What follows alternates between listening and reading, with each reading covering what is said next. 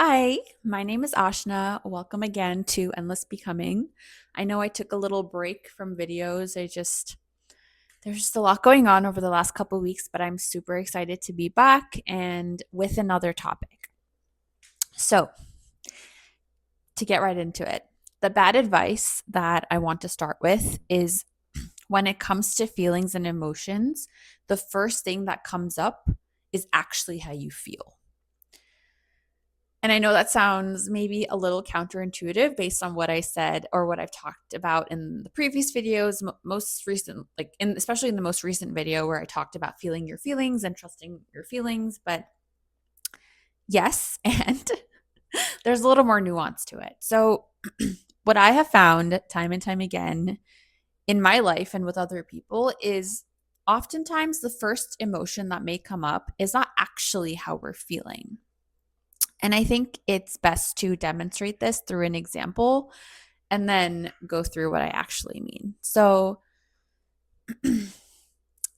this past January, around my birthday, actually, I was not in the best of places. I was kind of sad. I had been upset for a little bit of time. There was a lot going on, but specifically within the realm of friends, I was feeling very insecure. I was feeling like nobody wanted to be friends with me. I found that I was texting people and I wouldn't get responses back. I was trying to make plans with people, and it was just that type of season where I was meant to learn a lot of things about my relationships and how I had actually pursued a lot of validation through external relationships, which I'll get into in a different time. But, anyways, it just wasn't a great time for me. And I found myself feeling a lot of base emotions towards my friends, like a lot of anger and irritation and annoyance and just like fed upness in general. And my birthday came around, and a couple of my close friends forgot to wish me happy birthday. And I will say I love these friends. If they ever listen to this, I love them. And we've talked about this since, but I just found myself so angry and annoyed and pissed off and feeling like nobody cared about me. And you know what? I actually didn't care about those people anyways in the first place. So it doesn't even matter that they didn't care about me. Or, maybe it was just time, like this was a sign that I had outgrown my relationships and my friendships and I wasn't meant to be friends with all of these people, not just the people who didn't wish me happy birthday, but just in general. Like I felt like everyone I was friends with was showing me through various ways why they didn't want to be friends with me. And so, okay, like, F you, I didn't want to be friends. I didn't need to be friends with you either. But after stewing in these feelings for a little bit of time and just feeling so fed up and angry and annoyed, I decided to take a beat and kind of sit in and really like settle into these feelings. And similar to what I talked about in the last video, for me, I do really work on feeling my feelings. I try to sit in them as uncomfortable as they are. I try to revisit them sometimes a little bit each day if I find that it's like getting too overwhelming for me at one point. And I sat in my feelings and I started to really dig deeper. One thing I do, which I'll talk about later, is I play this why game with myself. And I started playing this why game, asking myself questions and realizing that I'm not angry. I'm I'm not annoyed. I'm not irritated. I'm not fed up. I'm but hurt. I'm feeling all kinds of things. I'm feeling sadness. I'm feeling rejection. I'm feeling despair. I'm feeling grief. I'm feeling like, what did I do wrong? Why don't people want to hang out with me? What's wrong with me? Why don't people want to be around me? Why don't people text me? Why did my close friends forget my birthday? And why don't I matter? What about me stopped mattering to other people? And that was it. I realized that my ego had been the one in this case to, in an effort to hide these feelings and protect me, not in a bad way. My ego was trying to protect me. It was bringing up all of these, like, it's easy to sit in anger, it's easy to sit in irritation, it's easy to feel like I've been wronged. It's not easy to sit in the grief and despair. It's not easy to feel like nobody loves me and nobody cares about me. And that's what I had been feeling this whole time. And to go back to my bad advice, I feel like a lot of people have these emotions come up for them, what I'm calling these base emotions come up for them. And they think that, oh, yeah, I'm angry. Oh, yeah, I'm pissed off. Oh, yeah, like I'm annoyed. But actually, I think that for a lot of people, our egos are trying to protect us and are trying to keep us rooted in these base emotions that make it easier to feel like we are the ones being wronged and we did nothing wrong. And so there's nothing for us to reflect on. There's nothing for us to dive deeper into because we didn't do anything wrong and nothing's our fault. And I find that this happens for me a lot. And just to finish that story, what I ended up doing is I ended up actually taking a break from a lot of my friendships. I spent in a kind way, I reached out to some of my friends and I just told them like, hey, look, I am taking some me time. I like love you. I appreciate you. Thank you so much for everything you've done for me, but I need some time to myself. And I took some time away from all relationships except for my husband because I'm married to him and I live with him. And I really sat in that grief and despair and came to a lot of realizations about why I was feeling so bothered when people weren't texting me back or people weren't reaching out to me or people weren't showing me love in the way I wanted to see love. It was actually masking me from seeing how much my friends did show up for me in their own ways and how there's different ways to show up and how I was feeling so upset because I had been I had been someone who defined herself by the amount of close friends she had. And close friends meant that someone did A B C D E for me. And if someone didn't do these things, then they weren't really my close friend. And I had been feeling like a lot of people weren't showing up for me the way I wanted them to show up for me and that was creating this like mess inside of me where I was like, if I don't have close friends, who am I? And that was making me unsure of myself. And so I was seeing everyone that's like a whole other video, I think. But the point that I really want to get into is that, or the point that I'm trying to make with this is that it was so important for me to step back, take that time, and genuinely reflect and go deep inside me and see what was going on because what came up first is not truly how I was feeling. And there's a version of me, I can so easily see this. If I had never taken that time to go deeper or taken that pause to really reflect on what was going on and try to figure out what I was actually feeling, there's a chance I might have broken off a lot of the relationships that I still have to this day. It's not like yeah, I mean, it's only been 6, 7 months, but I can so easily see myself getting so angry and being so angry and just sitting in that anger and being like, look, I don't need any of you. It is time for me to make all new friends and find all new people and like F all of you, literally.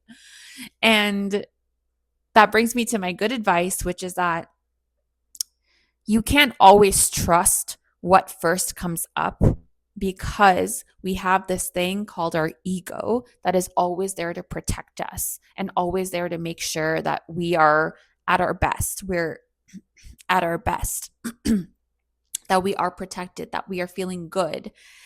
And I have two pieces of advice to offer up on how you can go about sort of like, you know, tr- like going from point A to point B, going from bad advice to good advice, going from base emotion to how you're actually feeling. And the first piece of advice that I have kind of lies in neuroscience. So I learned, first of all, neuroscience has been absolutely fascinating for me. I feel like it's been so cool to learn about how the brain works, how the brain dictates how we see the world, how the brain dictates what information we take in, how literally our thoughts create filters for our brain. And we literally see the world based on how we think we are in the world. And as a little side note, because I feel like I nerd out on this stuff, like let's say that I have this belief that's like, I'm never going to be successful. Everyone else is so successful. Everyone around me is always getting those opportunities. They're the ones who are moving up in the world. It's just never going to happen to me. If I genuinely hold that belief, what I will start to see around me is examples of people getting the success that I never get, of people gaining the success, people finding all these opportunities. That's all I'm going to be able to see around me. And in turn, that's going to reinforce my belief that, well, I never find that success. I'm never going to be successful. But if we change that belief, we will actually change the way we see the world. That's not something I want to get into right now, but I feel like I just nerd out so much when it comes to neuroscience.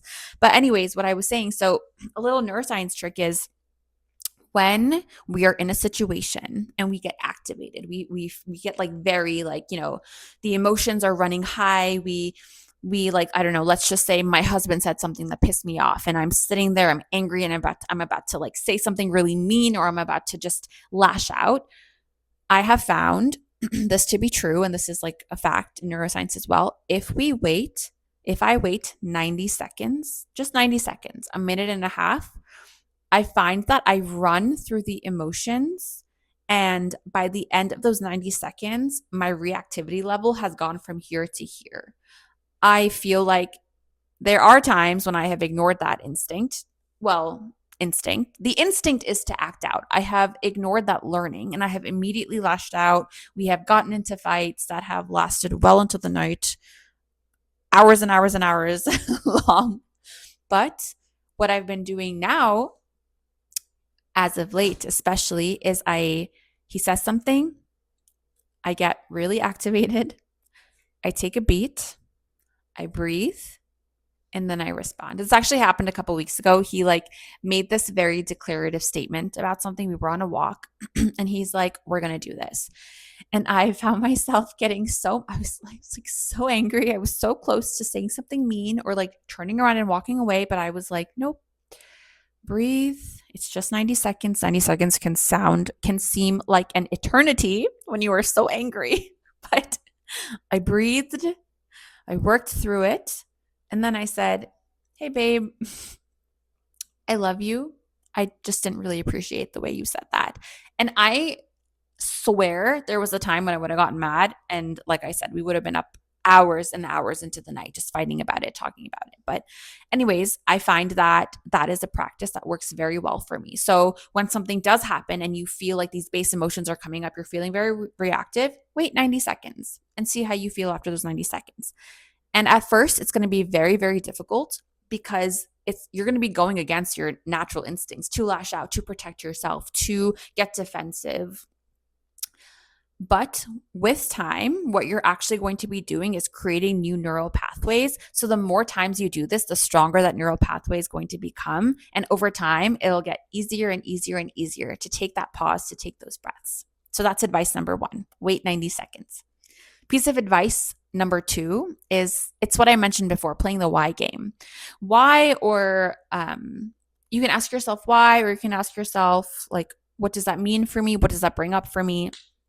And to give like a really quick example on the fly, it's like, okay, let's say I texted my friend and she never texted me back, and it was an important text message, and I'm angry. I'm like, I've been there for my friend so many times. And then I tell her I need her and she just never responds to my text message. Like, what is going on? So, okay, how am I feeling? I'm feeling angry. Why am I angry? Well, I'm angry because she never responded to me. Why does that make you angry? Because I have always been there for her and she is not there for me. Okay, what does it make you feel that she's not there for you? Well, it just makes me feel like I am nobody, like I'm useless, like I'm worthless, like she doesn't care about me. Okay, and why is that upsetting you so much? Because why am I not valuable enough for her to respond to me? So maybe I got there very quickly because I play this game with myself, and I typically know, like I talked about in this video, that my anger often masks sadness, grief, despair. I'm actually upset, but I hope you get the gist of it from my little example. Like, you're constantly asking yourself, why? What does that mean? What does that bring up for me? Okay, why is that upsetting to me? And I find that when I get to that base emotion, like, what did I just say? Oh my gosh, what did I just say? Like, why am I not valuable enough for her to respond to? When I have reached the true core reason for why something isn't upsetting me, and I feel it deep in my chest, and I feel this like a little bit of peace come over me. Like, this is actually what's bothering me, and this is actually what the situation is showing me. And I have found it works really well for me. Sometimes it also helps to journal about it, to write it down, but the goal is you're trying to you're trying to funnel your way out of a problem. So you're starting off super general, how do I feel? And then you're like going deeper and deeper and deeper and deeper into your heart, into your psyche, into the reason. And yeah, those are the two pieces of advice. So just to recap, the bad advice that I wanted to highlight here is that the first emotion that comes up for us is not often the true emotion. The good advice that I want to highlight is when we have an emotion come up for us, we need to take some time to really go deeper into it and make sure that is actually what we're feeling, because oftentimes our ego pops up. So the good advice is when something comes up for you, take a beat, take some time, go deeper, and make sure you're clear on what you're actually feeling. And the two pieces of advice I have to get from the bad advice to the good advice is number 1, neuroscience hack, take those 90 seconds. And number 2, play the why game. Okay. If any of this was confusing, you have any questions, feel free you can reach out to me. You can message me on Instagram. You can email. I will say I'm much, much better at checking email, but I'm trying to be better about checking Instagram. You can, yeah, I think those are the two things. If you're watching on YouTube, you can comment on the video. I will check those periodically as well. But hopefully everything was clear. I'd also love to know if you try either the neuroscience hack or the why game and you find that it helps you, doesn't help you. I can also help you figure out why it might not be working for you, because it can be a little hard to start to train your brain to do these things. But thank you so much for listening, and I will be back soon. Bye.